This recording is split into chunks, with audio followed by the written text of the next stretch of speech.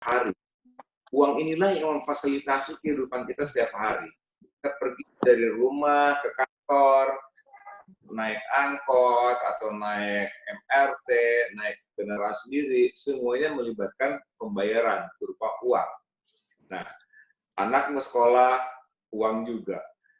Kita ada pilek sedikit pergi ke rumah sakit atau ke apa namanya, ke puskesmas atau kemana, ada uangnya juga. Yalah, katakanlah ada bentuk BPJS atau segala macam. Nah ini memasak kita sebetulnya harus mengelola keuangan itu dengan sebaik-baiknya. Nah, persoalan-persoalan ini kita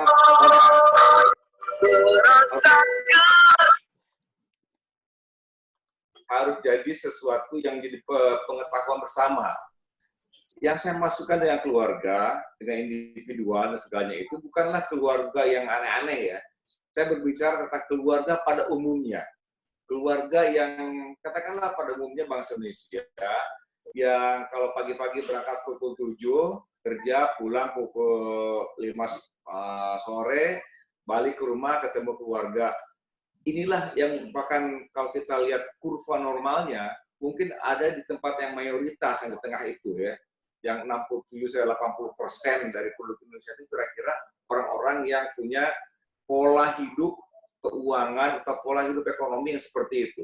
Pada umumnya, saya tidak berbicara tentang orang yang sangat sangat kaya ataupun teramat tidak mampu, tetapi orang-orang yang ada di tengah ini, yang ada di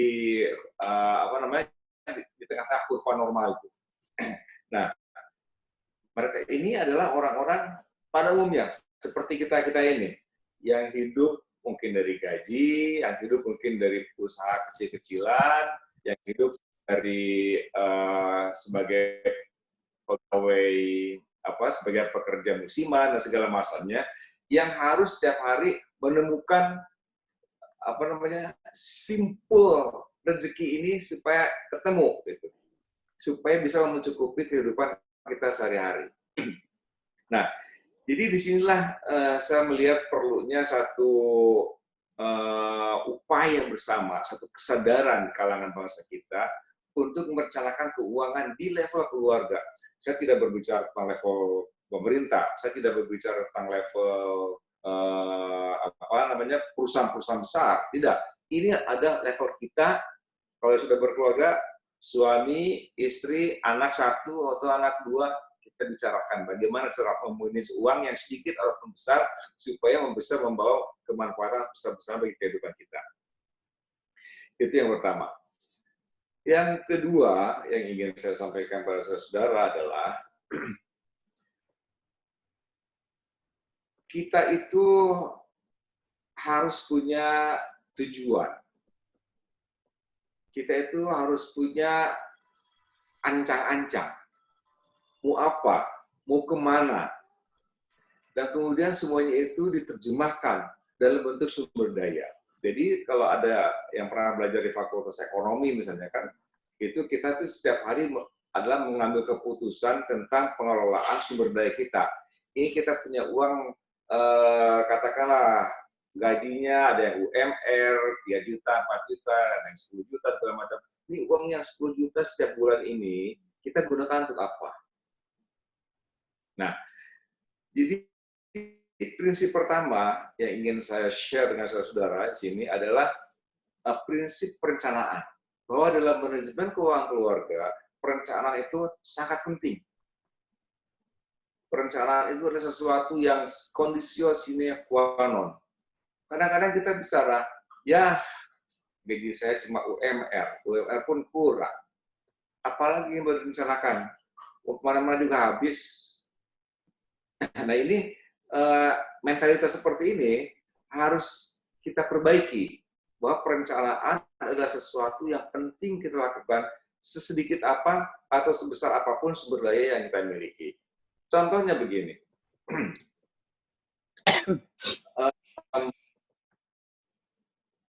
kita suami istri ingin punya rumah suatu saat, karena mungkin masih kontrak, tapi kita ingin memiliki satu rumah, kecuali kita kecuali kalau kita tidak ada keinginan untuk memiliki rumah dan kita ingin menjadi penyewa rumah seumur hidup. Itu pun tidak apa-apa kalau memang itu sudah menjadi keputusan kita. Tapi katakanlah kita punya opsi-opsi ini. Nah, ketika kita mulai membuat sebuah perencanaan, maka apa yang akan terjadi dalam benak kita adalah membuat skala prioritas. Katakanlah begini, kita ingin, insya Allah sekarang ini rata-rata life expectancy, harapan hidup bangsa Indonesia yang laki-laki itu sekitar 69-70 gitu kan, yang perempuan 1 tahun atau 2 tahun lebih panjang hidupnya. Nah, kira-kira apa sih yang kita inginkan ketika kita berumur 60 atau berumur 70 itu?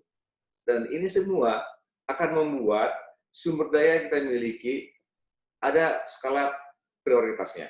Tapi paling tidak, merupakan tanggung jawab kita yang terutama adalah kita take care of ourselves. Kita akan selalu memperhatikan diri kita sendiri. Sekarang ini kita ambil contoh lah yang paling sekarang sedang kita alami ya, dengan adanya malapetaka yang sedang berlangsung wabah ini. Mau ke sini. Apa namanya? Sumber daya negara jelas tidak mampu mengcover semua keperluan masyarakat Indonesia untuk mendapat pelayanan kesehatan dalam rangka wabah ini.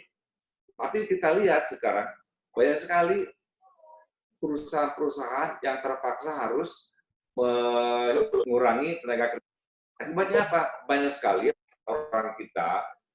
orang-orang ini yang kehilangan mata pencarian. Kehilangan mata pencarian artinya apa? Tidak ada uang untuk beli makanan. Tidak ada uang untuk beli makanan, artinya apa? Bisa masuk ke dalam kelaparan. Ya. Nah, ini satu hal yang kita sadari betul. Jadi, yang pertama harus kita sadari betul bahwa adalah kewajiban kita sendiri untuk take care diri kita sendiri, paling tidak di level basic. Paling tidak di level yang paling fundamental. Ialah apa? Makanan, sandang, pangan, papan. Ini 3 ini penting sekali. Tanpa ini kita belum bisa dibilang mentas. Jadi begitu kita dapat gaji 3 juta, 5 juta, 10 juta, ada mungkin juga yang 20 juta, itu kita harus segera membuat skala prioritas. Uang ini untuk apa? Apakah uang ini untuk foya-foya, apa uang ini untuk kita tabungkan? Tetapi prinsip yang utama di dalam pengelolaan adalah prinsip perencanaan tadi yang saya bilang itu. Ya.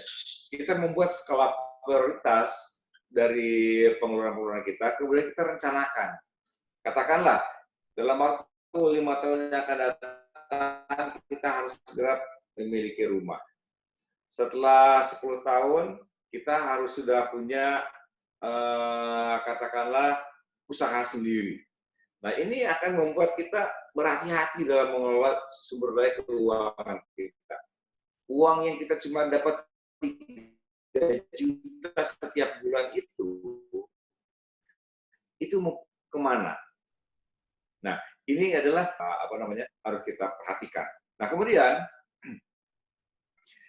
di samping prinsip perencanaan, ada mungkin itu sesuatu, ini 1A-nya. 1A-nya itu adalah apa? Kita meneliti juga kewajiban kita.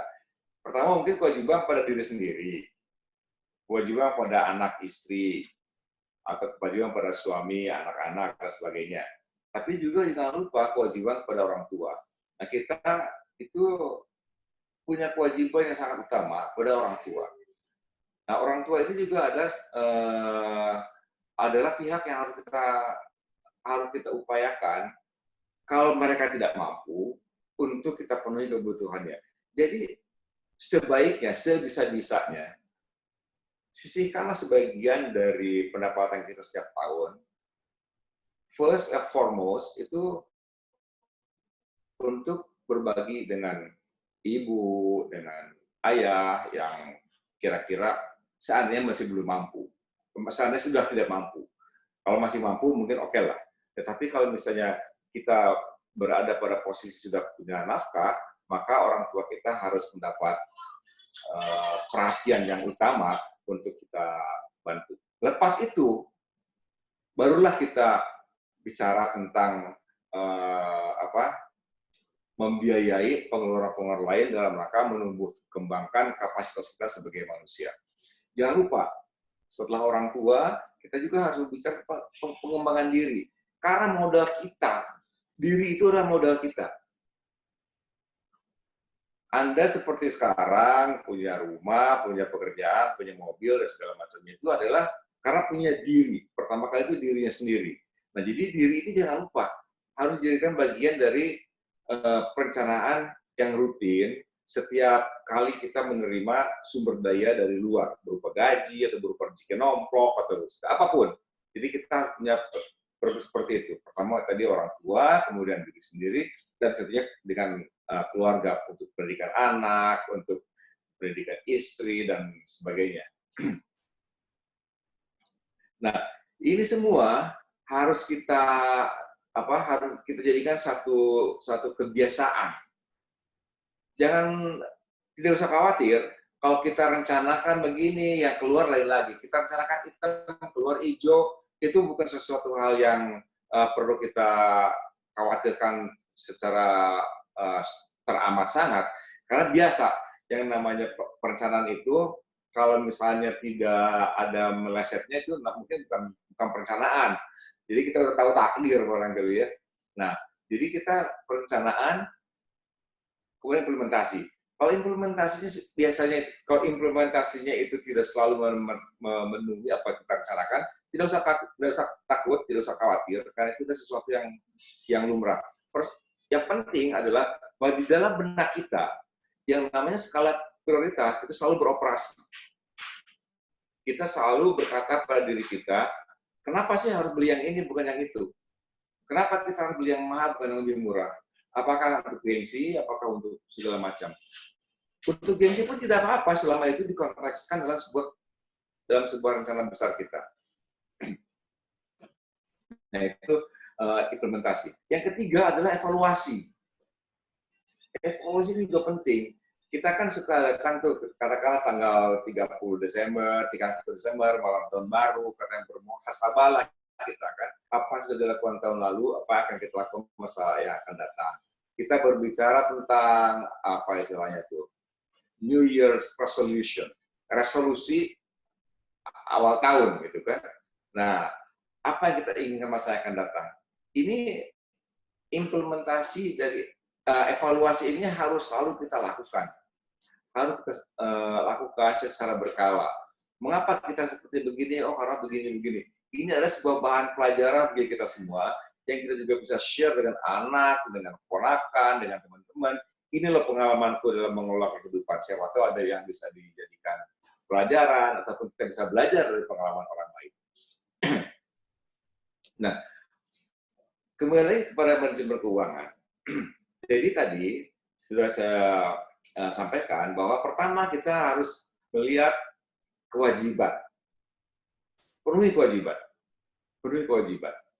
Kemudian kita berbicara tentang pengeluaran untuk diri sendiri. Nah, kemudian kita berbicara tentang rencana ke depan. Ini kita bisa kasih istilah investasi. Investasi itu macam-macam. Jadi biasanya begini, katakanlah sekarang tahun 2020, saya punya keinginan tahun 2025 saya harus sudah punya rumah. Berapa rumah itu? Rumah itu harganya sekian. Karena itu saya harus punya uang sekian disisihkan setiap bulan atau setiap tahun sehingga pada tanggal sekian, bulan sekian, tahun sekian kita sudah bisa membeli rumah itu. Nah, ini bisa kita tabung atau bisa kita investasikan. Apa itu menabung? Menabung itu biasanya adalah kita taruh uang itu di bank, kemudian kita mendapat faedah, mendapat baik itu berupa bunga kalau kita memakai bank konvensional ataupun berupa bagi hasil kalau kita pergi ke bank syariah. Itu kita hitung. Nah, kalau Anda punya software namanya Excel, ya, keluar Microsoft itu asik betul tuh. Kita mengelola, kita merancang-rancang masa depan itu dengan memakai Excel itu. Nah, itu bukan main. Asik sih, gitu. Kita bisa diskusi dengan istri, bisa diskusi dengan siapapun yang kira-kira bisa memberikan nasihat kepada kita. Kemudian, setelah itu, seringkali kita melihat bahwa kalau kita nabung aja nggak cukup. Gitu. Kalau nabung itu nggak cukup, artinya apa? Artinya, pertama dimakan inflasi. Uang 1 juta hari ini, kalau kita belanjakan 5 tahun yang akan datang, mungkin nilainya sama dengan 700.000, gitu kan. Nah, jadi untuk menutup gap yang 300.000 ini, uang ini perlu tumbuh. Kalau misalnya ditaruh di bank, uang bisa tumbuh, nggak apa-apa. Tapi biasanya, uang di bank itu tidak sebesar, return-nya itu tidak sebesar yang biasa kita peroleh. Yang tidak sebesar yang kita inginkan. Oleh karena itu, perlu kita investasi. Investasi sekarang ini banyak instrumennya. Bisa investasi di reksadana, bisa investasi di saham-saham sendiri, bisa juga investasi emas, segala macam kan ya. Nah, kalau Anda lihat misalnya, kita lihat deh, harga emas misalnya ya, itu kalau yang saya lihat dan mungkin 3 bulan terakhir lah, 3 bulan terakhir ini, harganya bukan main, naik. Nah, jadi emas mungkin merupakan salah satu instrumen yang kita bisa pakai untuk menjaga nilai uang kita. Jadi sekali lagi harus kita camkan bahwa tujuan berinvestasi itu bukan sekedar untuk mencari keuntungan, tetapi pada dasarnya adalah untuk mempertahankan nilai aset kita. Sekarang kita punya uang 1 juta, ketika kita nanti tahun 2025 akan membelanjakan uang itu, kita berharap nilainya itu tetap dengan 1 juta itu tadi. Apa instrumennya? Ya tadi, bisa emas, bisa beli saham, bisa taruh di bank, deposito, segala macam. Nah, ini kita perlu baca bukunya. Bukunya ada banyak bagaimana kita membuat investasi. Atau juga bisa kita membeli properti. Nanti katakanlah sudah punya uang, beli rumah, rumahnya biasanya harga real estate itu naik. Harga real estate itu naik. Tetapi walaupun kita sudah lihat 2-3 tahun terakhir industri properti kita memang lagi jatuh, tapi sejatuh-jatuhnya industri properti kita tetap aja kalau dibandingkan harganya 5 tahun lalu dengan sekarang, tetap aja harganya lebih tinggi daripada 5 tahun lalu. Nah, jadi ini adalah berbagai keputusan yang harus kita ambil dalam rangka memanage keuangan rumah tangga. Nah, instrumen-instrumen ini harus setiap hari kita pikirkan. Nah, setelah ini terkumpul dalam suatu proposal kepada diri kita sendiri, saya rencanakan gaji saya sekian bulan Januari ini, Desember kira-kira nanti bulan Maret ada appraisal dari kantor, gaji saya naik sekian, maka akan saya dapat uang sekian, sehingga Desember saya dapat sekian. Ini akan menjadi pedoman kita. Ini akan menjadi pedoman kita. Jangan dikira bahwa kita itu harus selalu tiba-tiba jadi gede gitu. Kita harus melalui fase-fase di mana kita tuh menabung atau berinvestasi dengan uang kecil. Jangan remehkan uang kecil, karena tidak ada uang Rp2 tanpa Rp1. Tidak ada uang 1 juta tanpa Rp1. Ya kan? Tidak ada uang 1 miliar tanpa Rp1. Nah, ini harus kita paham betul, harus tanamkan dalam hati kita. Nah, sekali lagi, ingin saya tegaskan, mengapa manajemen keuangan sedemikian perlunya, sedemikian pentingnya dalam kehidupan kita sehari-hari. Pertama, karena kita mau tidak mau tetap harus menggunakan uang dalam kehidupan sehari-hari. Yang kedua adalah bahwa orang boleh bilang uang bukan segalanya. Iya, memang uang bukan segalanya. Tetapi segalanya itu harus pakai uang gitu. Ya. Nah, ini satu hal yang perlu harus kita tekankan dalam kehidupan kita sehari-hari. Karena juga ujung-ujungnya, kalau kita ada ada punya tabungan, ada punya investasi sekecil apapun, itu akan memberikan ruangan untuk kita menarik nafas panjang ketika kita berada dalam suasana kesulitan. Sebagai contoh nih, ketika terjadi resesi misalnya di dunia ya, tahun 98 terjadi, tahun 2009 terjadi, sekarang terjadi lagi, itu kita yang punya backup, yang punya buffer, yang punya stok investasi, stok aset, itu akan punya nafas lebih panjang daripada orang yang tidak punya. Nah ini, dan mungkin kalau kita sudah punya stok aset, itu kita bisa bantu orang juga yang kebetulan tidak bisa menyisihkan uangnya selama hidup ini, selama sebelum ini. Kan ingat kan, cerita Nabi Yusuf, ya kan? 7 fat years, 7 lean years. Artinya apa kata dia? Ketika beliau menjadi bendahara di kerajaannya di Mesir itu, 7 tahun gemuk dan 7 tahun kurus. Jadi memang dunia ini ada siklusnya. Nah, ketika 7 tahun gemuk itulah saat kita menabung, saat kita berinvestasi. Ketika terjadi tahun-tahun kurus, dari situlah saat kita menggunakan supaya kita tidak termasuk pada orang-orang yang terlalu susah dalam menghadapi kenyataan hidup sehari-hari di masa-masa yang sedang menurun itu. Jadi saya kira ini adalah prinsip-prinsip manajemen keuangan keluarga, prinsip-prinsip investasi, prinsip-prinsip mengelola keuangan secara lebih sabar, lebih berhati-hati, lebih rasional, dan tidak selalu kita harus terburu-buru. Semua ada prosesnya. Ya. Sekali lagi saya tidak berbicara tentang kawan-kawan atau saudara-saudara atau siapa aja lah yang berada pada kuartil ke-10 atau kuartil pertama dari kurva normal itu. Saya berbicara tentang orang-orang yang yang di tengah-tengah, yang pada umumnya orang kita, yang setiap hari harus pergi kerja, mendapat gaji atau mendapat upah, itu harus kita kelola. Dengan manajemen keuangan yang baik, dengan manajemen keuangan yang rasional, insya Allah uang sekecil itu akan menjadi saya hidup lebih leluasa, lebih tenang dalam mengelola hidup sendiri, hidup keluarga, hidup anak, dan keturunan kita, dan juga kita bisa membantu juga orang lain. Itu tapi semuanya dimulai dari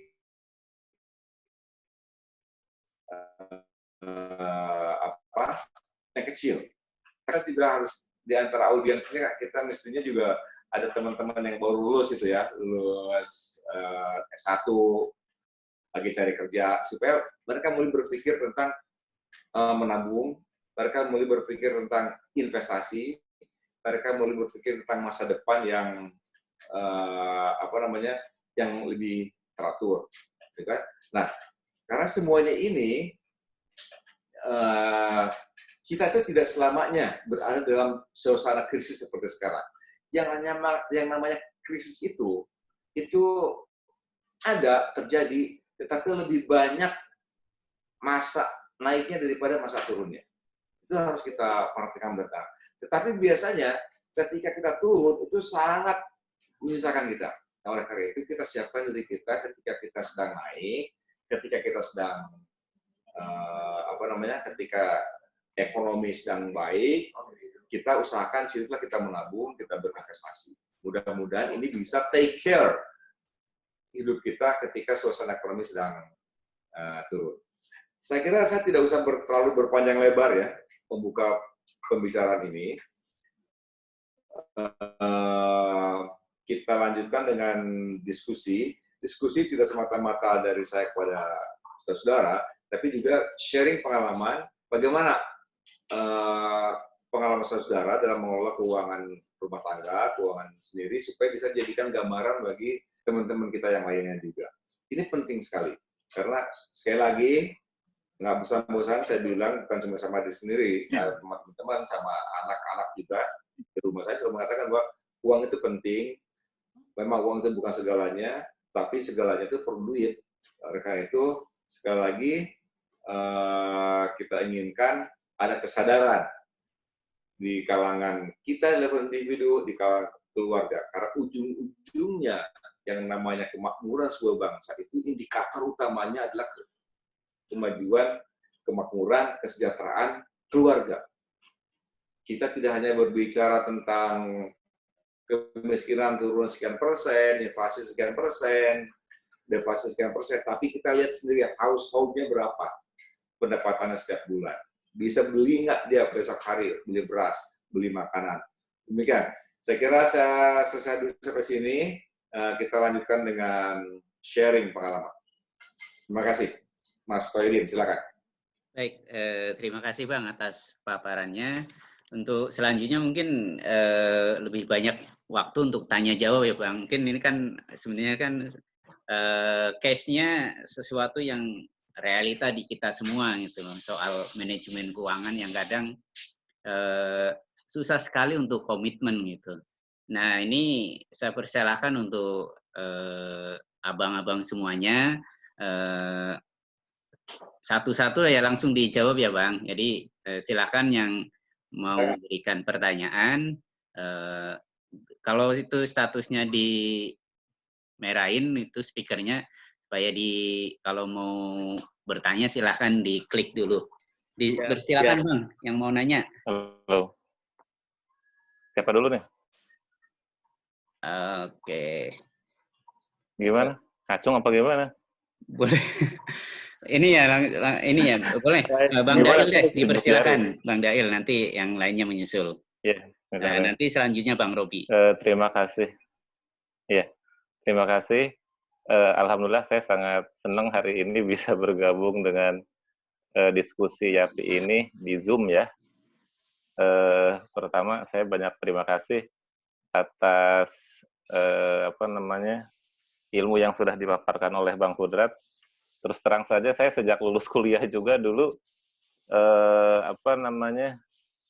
sama ya tadi yang dibicarakan bahwa kadang pikiran secara awam itu apa yang harus direncanakan dengan uang yang saya dapat, uangnya juga untuk kebutuhan dasar saja sih sangat tidak memenuhi gitu kan. Tapi setelah saya mendapatkan tadi banyak cerita tentang bahwa sekecil apapun sumber daya atau keuangan yang kita dapatkan, tetap perencanaan itu sangat diperlukan seperti itu.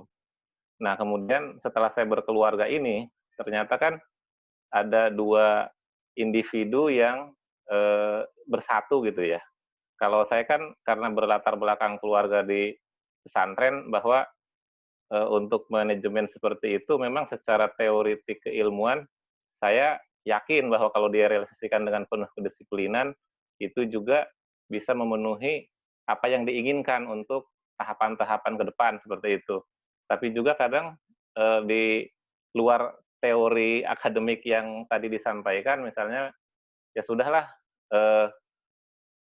apa yang kita miliki terima dan syukuri, setelah itu banyak-banyaklah misalnya berbuat kebaikan baik kepada orang tua maupun kepada yang lain seperti itu. Insya Allah balasannya akan lebih banyak rezeki yang kita dapatkan lagi. Walaupun sebenarnya secara hitungan matematis itu, misalnya angka yang kita dapat berapa, angka yang dikeluarkan ternyata lebih banyak seperti itu. Ya contoh misalnya untuk keuangan keluarga, misalnya income saya berapa, istri saya berapa, sementara kebutuhan itu masih 30%-nya kekurangan. Tapi karena tadi itu saya melaksanakan anjuran dari guru-guru saya di pesantren, sudahlah banyak-banyak aja bersedekah semampunya dikala susah maupun dikala luang gitu. Insya Allah kebutuhan Allah yang mencukupkan. Jadi akhirnya yang saya rasakan itu pas saya butuh tiba-tiba ada saja jalan seperti itu, walaupun terkadang saya sampai hari ini belum pernah membuat oret-oretan misalnya perencanaan untuk tahun 2020 misalnya dari Januari sampai Desember plannya apa, 5 tahun lagi plannya apa seperti itu. Bang Tapi yang menjadi keyakinan saya ternyata bisa gitu. Ya. Pertanyaannya? Inti pertanyaan sih gini Bang. Pertanyaannya gini, manakah yang lebih harus saya utamakan antara manajemen keuangan keluarga yang bersifat yang tadi Abang paparkan, yang harus saya pilih, atau manajemen lebih kepada keyakinan bahwa Allah akan mencukupkan, yang penting kita rajin sedekah seperti itu. Ya, itu aja Bang. Baik. Pertanyaannya bagus sekali ini. Jawabannya. Coba Dan- langsung jawab aja supaya tidak lupa terus karena terlalu banyak nanti yang Iya. bertanya. Iya, satu pertanyaan langsung gitu ya. Iya, langsung aja Ya. Bang, biar ini, biar Oke. per case bisa ditutup. Ya, oke. Jadi begini, memang kadang-kadang hidup ini tidak selalu linier. Hidup ini bukan sesuatu yang linier. Kita melihat model-model segala macam ya, artinya kalau begini maka begitu, kalau tidak begini maka tidak begitu. Tidak selamanya seperti itu. Kita lihat sendiri bahwa ada ada beberapa kasus di mana gajinya nggak cukup sebetulnya kalau dihitung-hitung, tetapi kok punya kali anaknya anak gitu kan, bisa hidup nyaman, tenang. Tetapi itu sebetulnya kan kalau di manage dengan baik mungkin lebih baik lagi dari itu. Karena apa? Karena ada sumber daya, ada rezeki yang datang di tempat-tempat yang sebelumnya ini dia mungkin nggak tahu gitu. Nah, sekarang begini, gaji cuma 3 juta satu bulan. Jadi pengeluaran kan bisa 10 juta, bisa pergi sama pasien, bahkan ke luar negeri, segala macam gitu kan ya. Nah, itu dari mana itu datangnya? Kenapa dia? Ya, apa namanya, itu rezeki namanya. Tapi kalau misalnya rezeki itu bisa kita catat, ada sesuatu kita bisa pelajari dari situ. Nah, salah satu dari contoh dari peradaban yang maju adalah kebiasaan untuk mencatat. Mengapa mencatat? Karena sesuatu yang kita bisa baca dengan benar hari, kemudian kita pelajari, kemudian kita evaluasi, dan kemudian kita tentukan, oh memang harusnya seperti ini.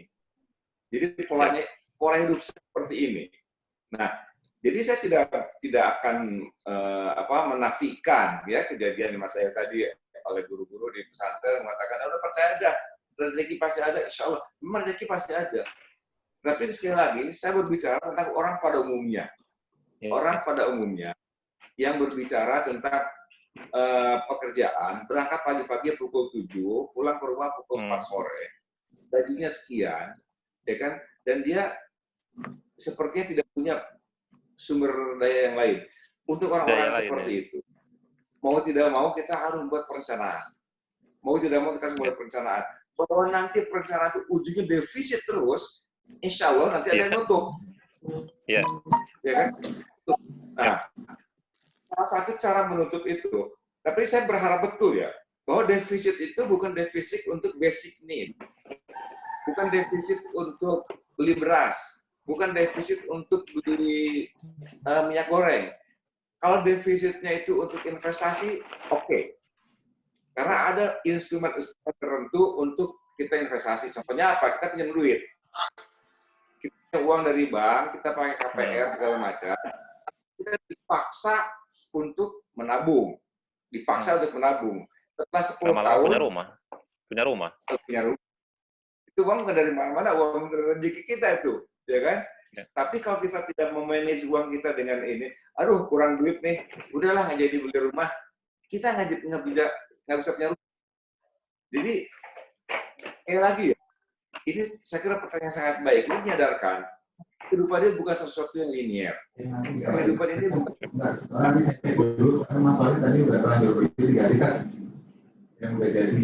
Pertanyaan kedua.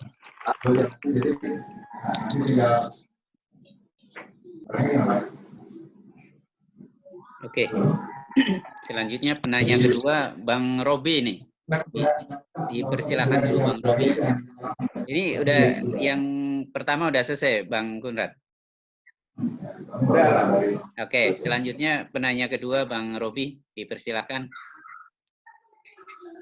Oke, baik. Assalamualaikum warahmatullahi wabarakatuh. Waalaikumsalam. Terima kasih kepada moderator dan terima kasih juga kepada Bang Kunrad Subrata yang menyampaikan materinya cukup menarik dan cukup inspiratif juga.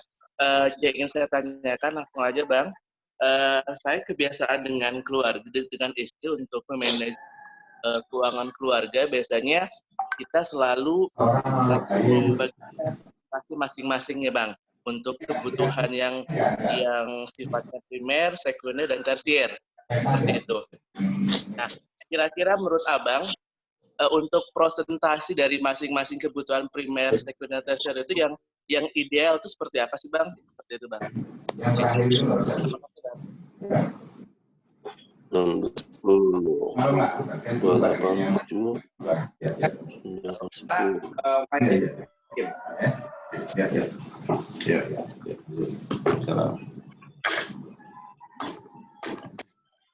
Oke. Jadi begini, ada kebutuhan primer, sekunder, tersier, mungkin nanti keempat, kelima juga ada ya kan. Tapi yang paling penting itu yang primer, ya. Karena yang primer inilah yang menggerakkan mesin-mesin kita nih, ya. Kalau misalnya kita sampai defisit tidak punya uang untuk beli beras untuk esok hari, kita jelas nggak bisa kemana-mana. Kita tidak punya uang untuk bayar taksi atau untuk bayar MRT, itu kan, Transjakarta, kita nggak bisa kemana-mana. Nah, jadi penuhi itu yang pertama, penting sekali itu. Tapi ini biasanya, kalau saya perhatikan dengan pertumbuhan ekonomi Indonesia yang sekarang ini saya agak, saya kira jumlah orang yang seperti itu, yang belum mampu memenuhi kebutuhan basicnya itu, semakin berkurang. Masih banyak secara jumlah, tapi secara persentase penduduk Indonesia sudah semakin berkurang. Mungkin kita masih ingat, baca koran tahun 80-an, 90-an, masih terdengar kasus-kasus kelaparan dan segala macam itu kan. Cerita-cerita seperti ini sekarang sudah semakin berkurang, walaupun masih ada. Nah, jadi pertama harus kita utamakan adalah yang primer tadi. Sandang, pangan, papan, itu pun primer. Ini pun primer. Rumah itu primer. Nah, tapi banyak metodologinya. Bisa nyewa, bisa kos-kosan, kita bisa beli dengan cash. Kalau kita beli mencicil, sekarang ini banyak sekali fasilitasnya. Tetapi juga mungkin sekarang ini sudah cukup banyak orang yang sudah tidak kepikiran untuk beli rumah. Saya baru baca kemarin di sebuah koran, New York Times, ketika dengan adanya pengurangan tenaga kerja di Amerika itu, banyak orang yang tiba-tiba tidak mampu bayar sewa rumah. Rupanya 47% dari orang-orang yang tinggal rumah di Amerika itu, mereka tidak punya rumah, bukan rumah sendiri, tapi rumah sewa. Yang saya ingat juga, di Jerman itu 40% dari penduduk Jerman tinggal di rumah sewa sudah merupakan sesuatu opsi. Tidak harus selalu kita punya rumah. Karena kalau punya rumah, itu kita harus beli dengan jumlah yang cukup besar, harga yang cukup mahal, kemudian kita harus memelihara rumah itu, kebersihannya, dan segala macamnya, ya kan?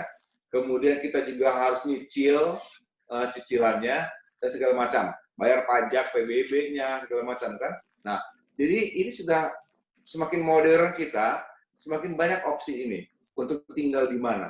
Apakah mau di rumah sendiri, apakah mau di rumah sewa. Kalau misalnya dapat rumah warisan, alhamdulillah.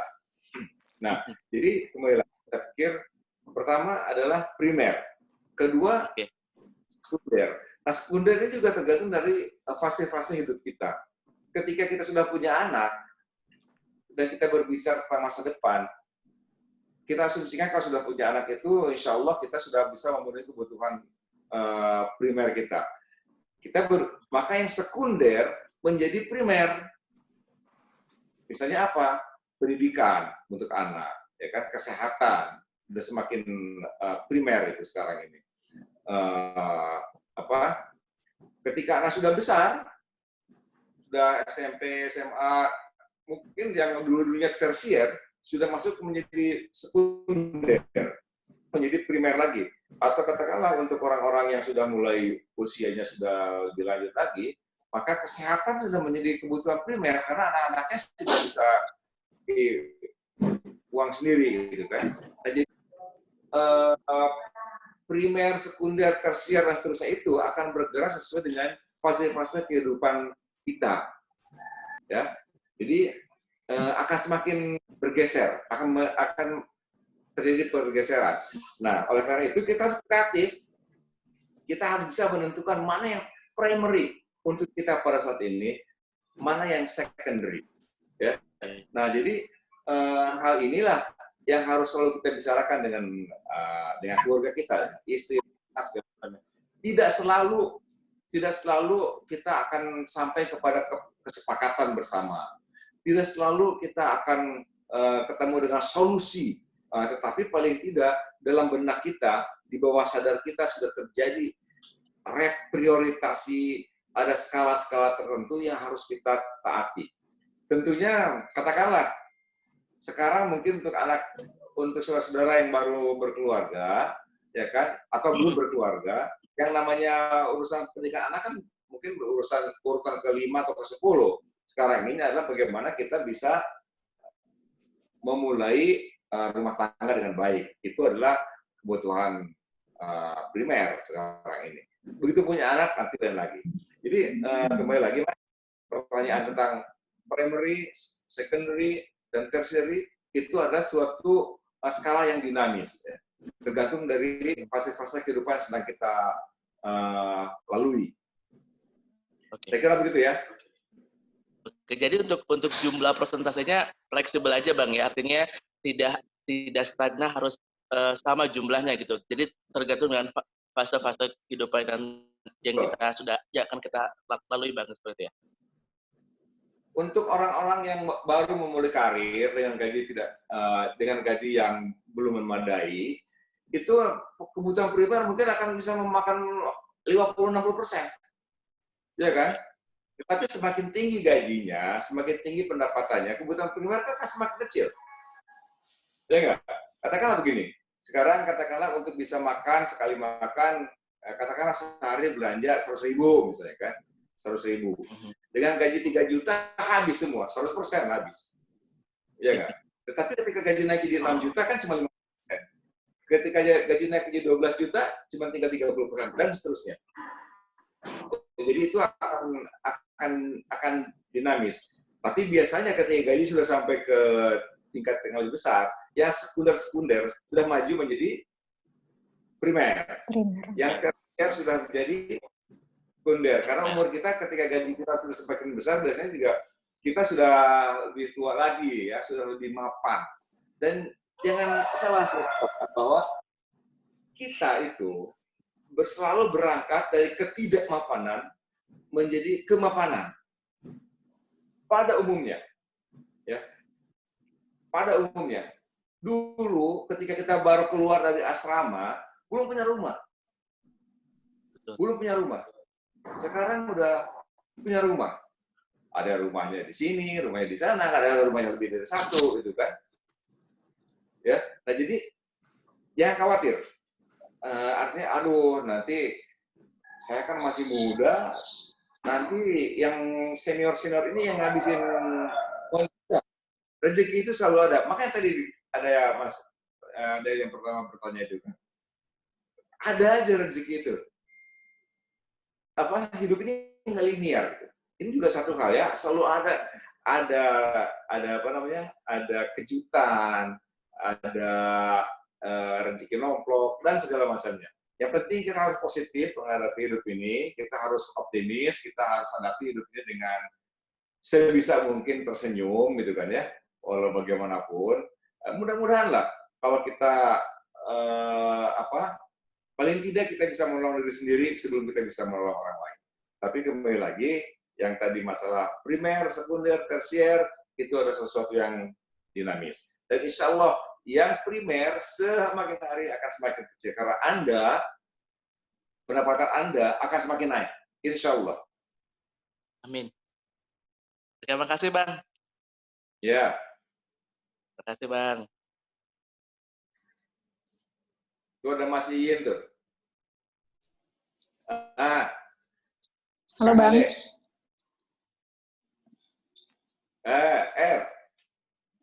Bang, ada sedikit mau dipertanyain. Halo, assalamualaikum.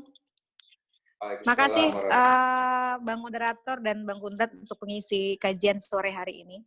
Bang, ada yang ingin ditanyakan tadi dari tahapan-tahapan yang tadi Abang bicarakan, Abang terangkan sama kita tadi. Terus disambung juga dengan pertanyaan Mas yang pertama. Nah, yang ingin saya tanyakan, Bang, bagaimana kita bisa untuk berkomitmen, Bang, dengan apa yang kita rancang, apa yang kita buat tadi, Bang. Terkadang kita kan selalu tidak komitmen dengan apa yang kita niatkan, kita rancang, Bang. Itu, Bang. Pertanyaannya simpel aja, Bang, satu itu aja. Bagaimana untuk komitmen, Bang? Terima kasih. Ini pertanyaan yang simpel, tapi persoalan setiap orang di seluruh dunia. Ya. Dengan cita-cita kita sendiri. Ya, sebagai contoh, misalnya saya pokoknya gaji saya 3 juta, 300 saya sisihkan setiap bulan untuk menabung. Ya, untuk menabung. Nah, ini tiba-tiba tengah bulan, ya apalagi ibu-ibu misalnya kan ya, lihat tas bagus, tuh pengen, lihat ini, atau kadang-kadang ingin jalan ke sini, jalan ke sana gitu kan. Jadi banyak sekali godaan-godaannya itu. Nah, komitmen ini memang sesuatu yang susah untuk dijaga, apalagi komitmen pada diri sendiri, kan nggak ada yang menghukum. Kalau kita menyalahi janji pada diri sendiri, itu tidak ada pidananya, nggak bakal ada yang menjarain kita. Yang menjarain kita akhirnya apa? Yang menghukum kita adalah diri kita sendiri. Ya. Tetapi in the long term, jangka panjangnya, nanti kita rasakan sendiri. Tanpa komitmen yang keras pada diri kita sendiri, kita akan merasakan dampaknya. Ya.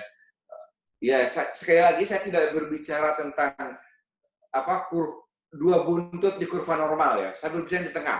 Saya berbicara rata-rata. Yang paling 1 atau 2 standar deviasi lah. Bukan yang di ujung-ujung ini. Yang di ujung ini kan kadang ada orang yang seringkali mereka tidak perlu kerja pun udah ada duitnya, gitu kan. Tapi untuk orang-orang yang punya income stream yang pas-pasan, yang rata-rata saja, itu komitmen ini penting sekali. Komitmen ini penting sekali. Salah satu caranya adalah dengan apa?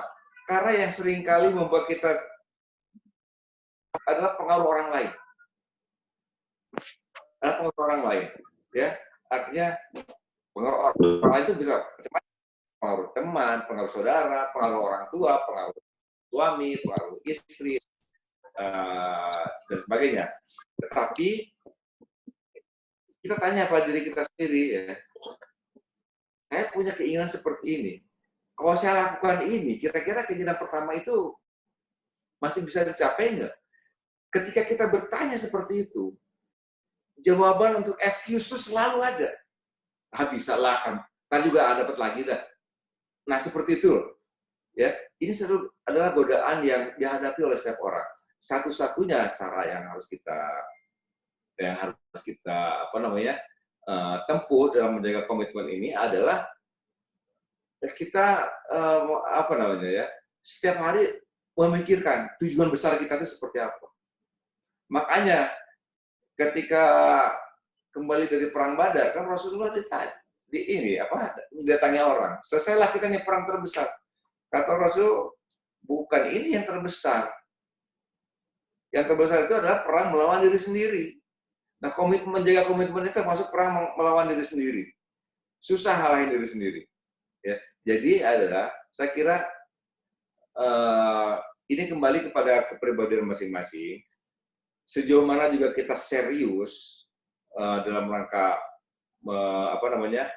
menuju tujuan kita, dan juga sistem pendukung yang kita siapkan. Karena di dunia ini terlalu banyak yang datang ke depan kita. Kita punya uang Rp1.000, Rp1.000.000. Bisa dibelikan sekali makan, dengan teman-teman 1 juta habis. Bisa juga kita untuk beli buku, bisa beli baju, bisa juga ditabung. Tergantung ini komitmen kita yang mana nih. Pilihan kita yang mana tergantung pada komitmen kita, tujuan kita. Dan kalau kita komit, insya Allah kita bisa mencapai. Jangankan yang masih muda, ya, yang saya pun yang sudah pensiun, godaan kiri kanan itu terlalu banyak untuk kita menjaga pada komitmen ini. Apalagi kalau misalnya kecuali kalau misalnya tadi sistematika primary, secondary, tertiary itu masih dipegang. Nah, ini juga satu hal yang catatan ya. Kita tetap pegang primary, secondary, tertiary. Dalam sebuah konteks tujuan utama, tujuan goal tadi kita itu. Kalau goal kita X, maka yang primary ini.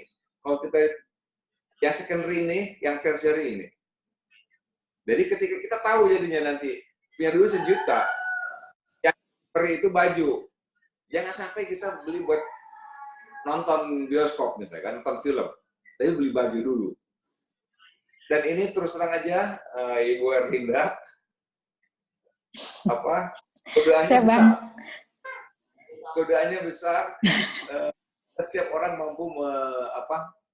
mampu menundukkan nafsu kita dan mereka menghadapi godaan-godaan di sekitar kita.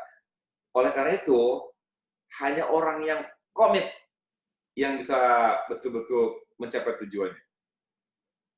Hanya orang yang komit yang bisa meraih masa depannya itu. Komitmen itu berarti prioritisasi. Berarti skala prioritasnya jelas. Tanpa komitmen, belum jelas juga itu orang. Dan ini dialami oleh setiap orang. Dan ini karena apalagi ketika kita sedang menanjak ya. Kita sedang menanjak, banyak sekali godaannya. Ingin ini, ingin itu. Ini bisa, itu bisa. Bang, mendingan ini. Dek, mendingan itu. Semuanya bisa. Akhirnya tidak ada yang tercapai. Kalaupun ada yang tercapai, tidak optimum. Jadi disinilah pentingnya fokus. Komitmen itu adalah fokus. Tekankan sekali lagi. Kalau saya tidak komit, kalau saya tidak fokus, saya nggak kemana-mana. Oke, Bang. Thank you, Bang. Yang harus kita lalui. Terima kasih. Thank you, Bang, atas penerangannya. Makasih. Sama-sama. Mas Taidin.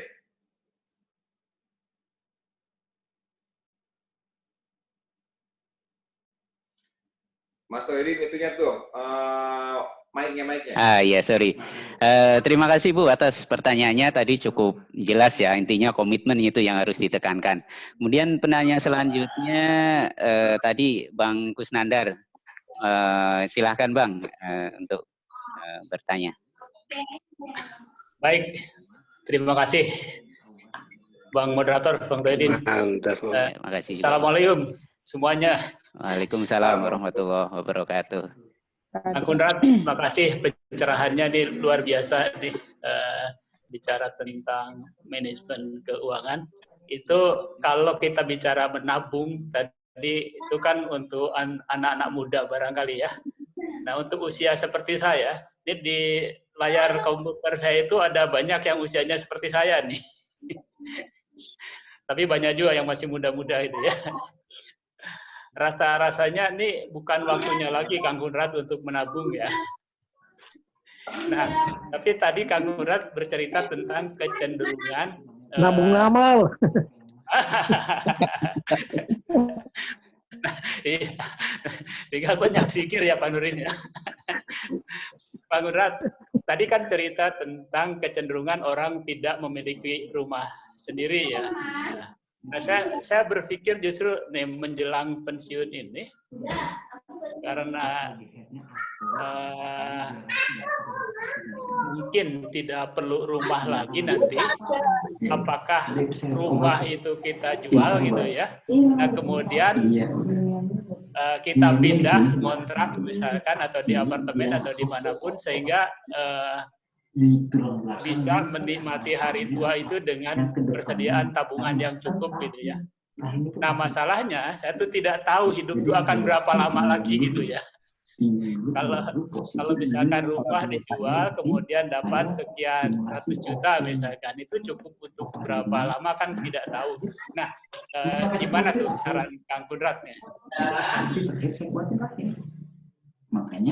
Makanya harus ada temennya, pas ada suaminya. Halo. Halo. Itu saya Kang Rat. Ya, silakan Bang Kuntrat untuk menanggapi pertanyaan dari Bang Kusnandar nih. Mungkin ini mewakili yang lain juga nih. Monggo Bang Kuntrat. Ya, jadi begini, pertanyaan ini adalah pertanyaan yang banyak diajukan oleh teman-teman kita yang sudah meniti karir, baik punya aset, punya rumah, kendaraan dan sebagainya, udah comfortable hidupnya.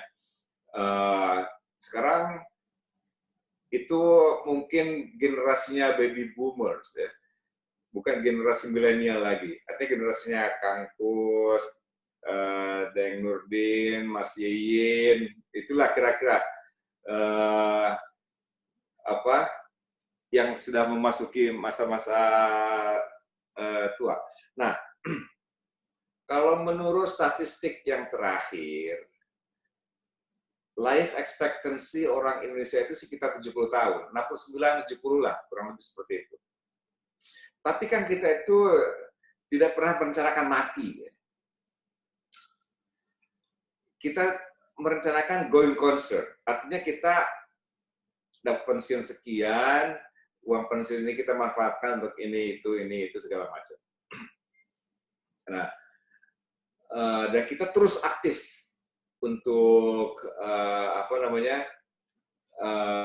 paling tidak untuk mengisi waktu. Kalau tidak ya kita aktif dalam arti kita tetap masih memberikan kontribusi bagi kehidupan kita dan juga kehidupan orang lain. Nah, opsi-opsi sekarang ini semakin banyak, Kang Kus ya. Opsi-opsi untuk investasi tadi saya sebutkan. Kalau menabung mungkin sekarang ini kurang menarik karena tingkat bunganya juga cukup rendah ya. Tapi mungkin kalau kita bisa beli, katakanlah kita bisa beli produk investasi dari pemerintah seperti surat berharga negara, ya kan, itu saya kira ada juga. Kalau tidak suka dengan konvensional, ada juga sukuk yang syariah, itu dengan tingkat keuntungan sekitar 8% per tahun. Ya, dan itu biasanya bisa dijual. Jadi keuntungan kita tetap dapat, tapi ketika kita sedang memerlukan uang, itu sukuk itu obligasi pemerintah itu atau SUN, surat utang negara itu bisa kita jual. Tentunya dengan sedikit penalti, tapi nggak ada artinya lah. Ya. Artinya apa? Nilainya tetap terjaga. Katakanlah 8%. Katakanlah sekarang inflasi kita sekitar 4% ya, 3,5%, 4%, 3,5%, 4% gitu. Kemudian kalau kita dapat bagi hasil 8%, kita masih dapat buffer sekitar 4%. Nah, 4% inilah yang akan menjaga nilai investasi kita. Sehingga nanti katakanlah ketika kita usia semakin tua, udah mencapai 60, 65, 70 gitu kan, nilai uang kita terjaga. Insya Allah terjaga. Nah, memang ada opsi lain seperti properti, rumah kan. Jual rumah, kemudian kita harus tahu juga karena rumah itu pertama tidak mudah menjual rumah. Menjual properti itu susah, bukan hal yang gampang, kecuali rezekinya juga. Kemudian nilai properti itu naik terus, gitu kan ya.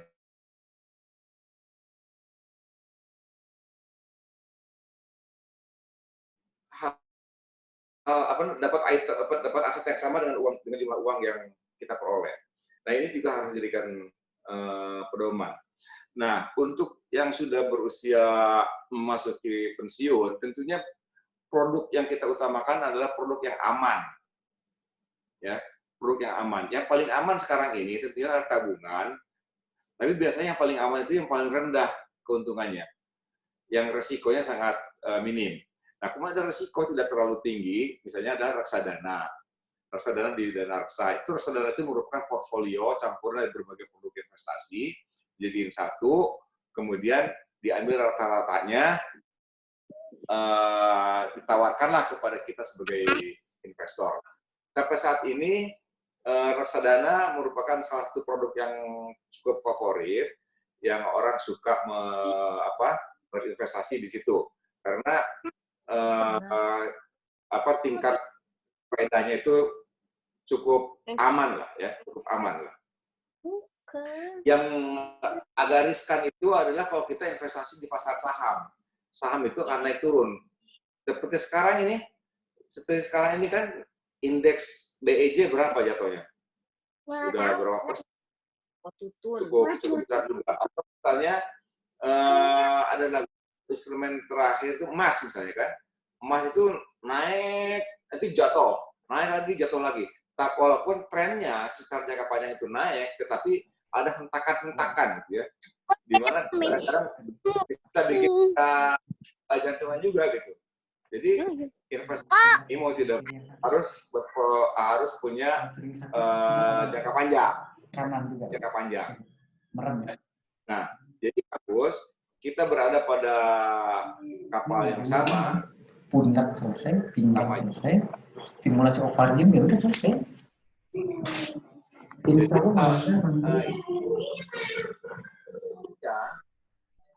Satu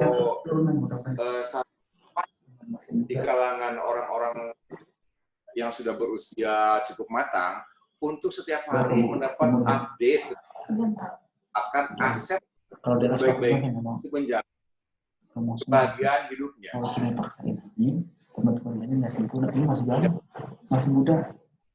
Kita mempertimbangkan mempunyai session seminar kecil tentang bagaimana membuat kita, ya kan? Khususnya untuk katakanlah orang-orang berusia 50 ke atas, supaya apa? Supaya bisa menghadapi masa pensiun dengan tenang, sehingga kita bisa mengambil keputusan yang yang betul, yang teredukasi gitu ya, memahami resiko-resiko dan sebagainya. Karena resiko itu selalu ada, tidak ada yang tidak ada resiko. Kecuali kita duitnya banyak banget, resiko seberapa pun nggak peduli, itu lain lagi, ya kan? Tapi kita sekali lagi berbicara orang pada umumnya, orang pada umumnya. Sekarang ada yang dirasa beda nggak? Kepalanya lebih enak nggak? Pak Nurdin ini mungkin nanti Yapi bisa untuk ini Pak Nurdin. Kan memang soalnya berobat. Nah, ini Kenapa? sampai sini dong ya. Oh, oke sih. Keuangannya. Terima kasih. Kesini nggak bisa, ke samping sini. Baik, terima kasih Bang Konrad. Selanjutnya, sudah clear ya Pak Bang Kusnandar ya? Sedikit saran aja, itu suaranya Kang Konrad kan turun naik. Mungkin baterainya mulai harus dicas lagi kayaknya Kang Konrad. Itu baterainya bagus. Bagus ya. Tapi ini suaranya agak tersendat-sendat terakhir. Oke, terima kasih banyak Kang Konrad, jawabannya sangat bagus. Terima kasih. Baik. Terima kasih Bang Kusnandar. Selanjutnya ada penanya dari Bang Hakim nih tadi nongol. Monggo Bang Hakim. Silakan Bang Hakim. Siapa nih? Bang Hakim dulu nih. Nah, habis ini Bang Juhri. Bang Hakim dulu ya Bang. Oh ya. Ya, monggo Bang Hakim tadi nongol berapa kali? Ya udah Pak Ajin. Halo Bang Hakim. Ini kalau nggak nongol langsung ke Bang Juhri nih. Kalau nggak nongol, lebih baik mute-nya tuh di unmute.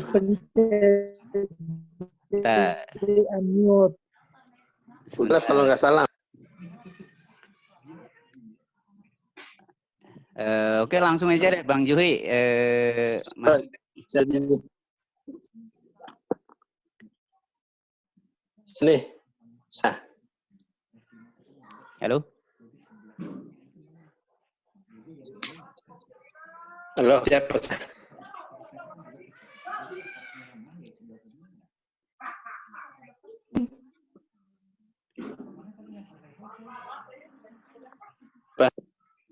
Medi.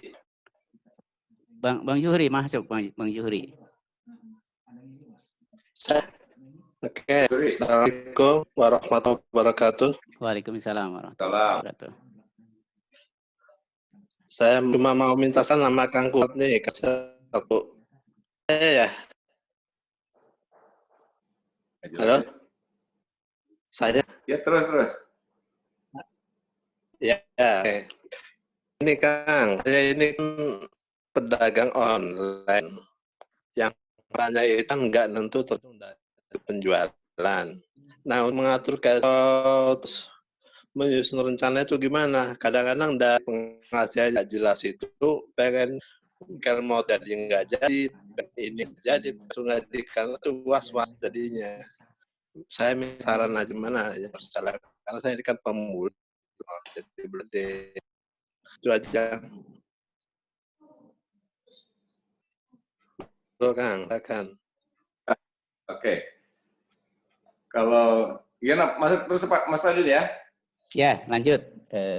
Bang penanya Bang Juri udah. Ya. Masuk. Jelas. Udah jelas pertanyaannya tadi, Bang. Ini udah Senin, Selasa, Rabu, Kamis, Jumat, Sabtu, Minggu, Senin, Selasa, Rabu. Udah 24 hari saya ini disekep di rumah nih. Stay home. Ya kan? Dan di situ saya mengamati bahwa sesungguhnya sektor bisnis yang paling mendapat momentum dari suasana sekarang ini adalah sektor bisnis online. Ya.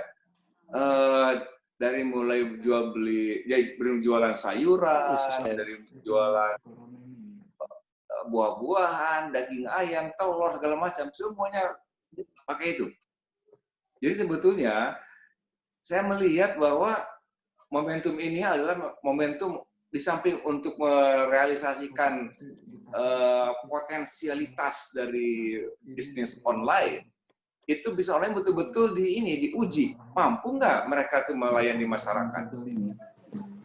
Saya melihat ini bukan ditahan udah. Gimana? Jelas nggak Mas Duri? Nah mungkin, tapi ini persoalannya. Ya, persoalannya begini. Bisnis online ini sifatnya itu apa?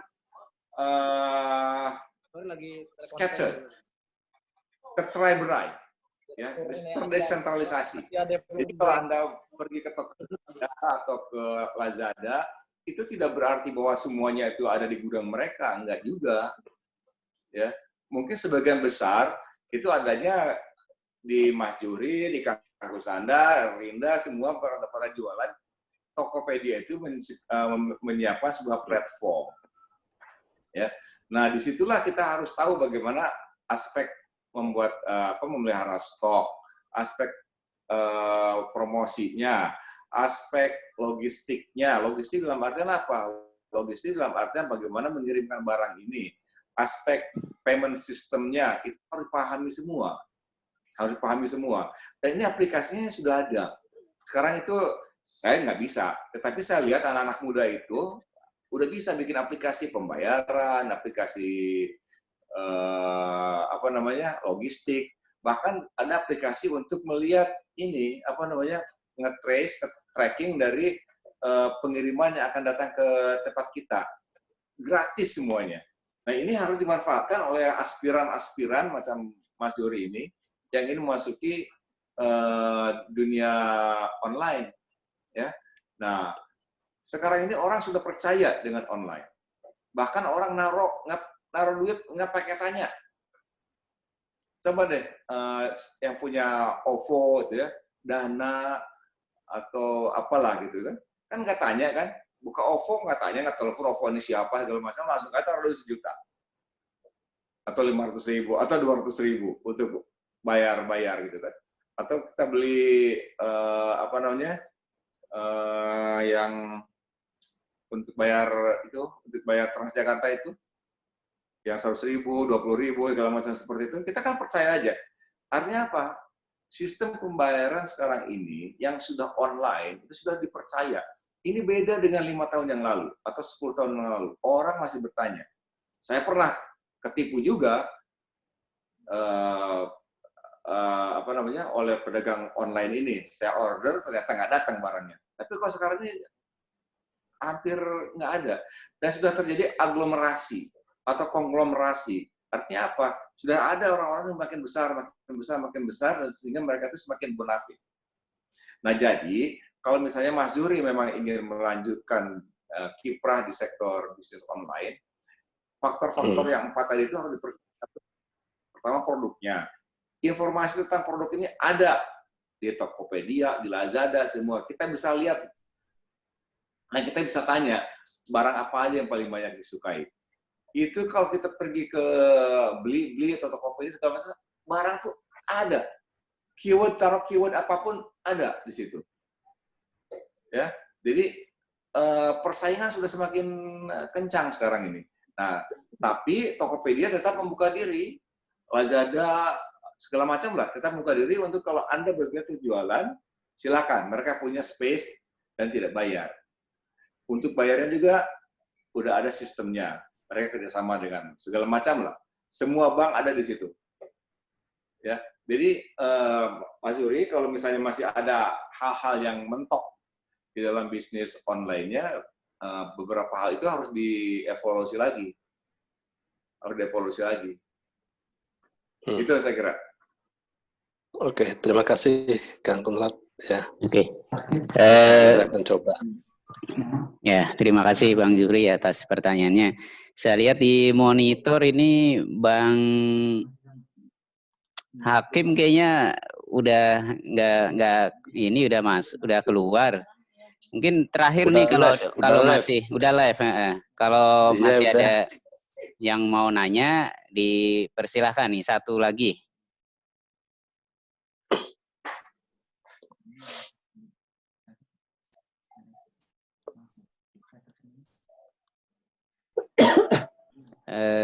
Ini penanyanya udah selesai. Kalau udah selesai paling bisa minta closing statement dari Pak Bang Konrad nih untuk memberikan poin-poin pentingnya nih terkait dengan manajemen ekonomi keluarga. Terima kasih Mas tadi, terima kasih Bapak-Bapak atas pertanyaannya. Ibu Erlinda tadi sudah ikut serta dalam forum YAPI ini. Jadi manajemen keuangan ini sangat penting.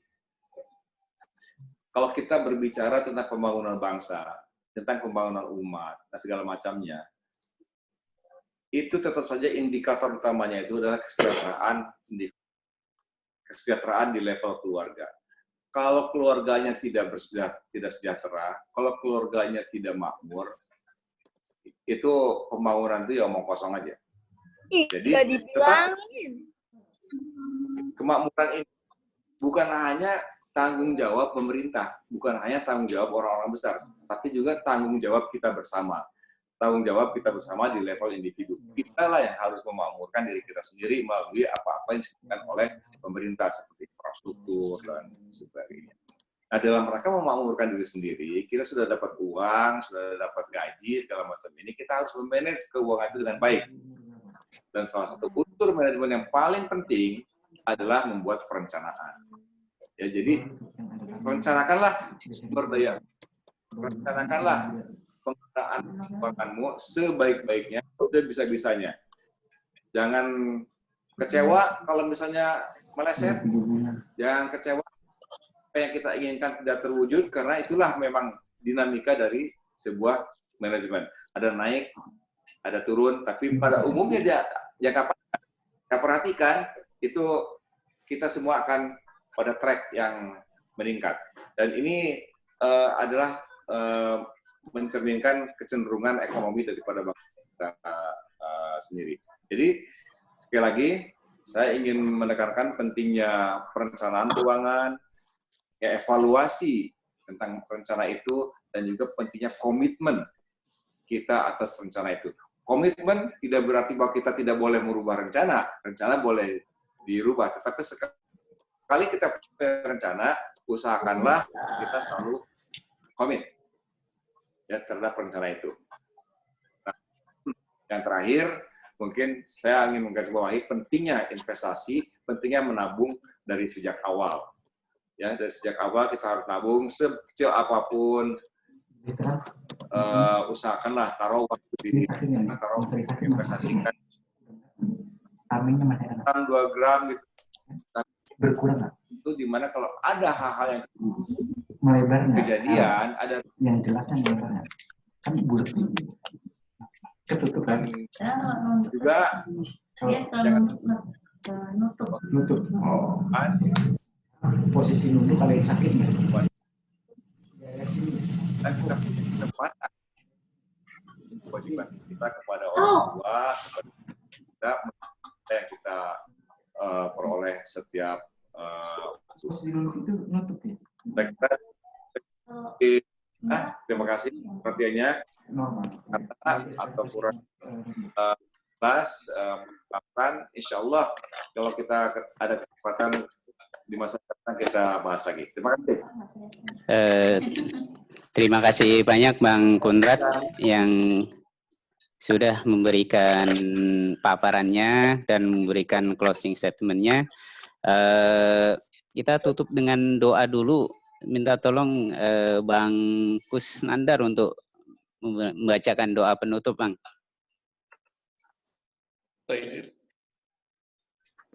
Ustadz lah yang baca doa, silakan. Baik, mari kita sama-sama dengan membaca hamdalah. Alhamdulillah. Alhamdulillahirrahmanirrahim. Subhanakallahumma wa bihamdika asyhadu an la ilaha illa anta astaghfiruka wa atubu ilaik. Assalamualaikum warahmatullahi wabarakatuh. Waalaikumsalam warahmatullahi wabarakatuh. Terima kasih kepada semuanya, kepada abang-abang yang sudah meluangkan waktunya turut mengikuti kegiatan IKYP. Mudah-mudahan kegiatan selanjutnya bisa berjalan dengan baik dan lancar. Saya sebagai moderator di sini mohon maaf yang sebanyak-banyaknya bila mana banyak kekurangan dan banyak kesalahan. Billahi taufiq wal hidayah. Assalamualaikum warahmatullahi wabarakatuh. Waalaikumsalam warahmatullahi wabarakatuh. Bang, pamit. Karita semua. Assalamualaikum. Waalaikumsalam. Muncul.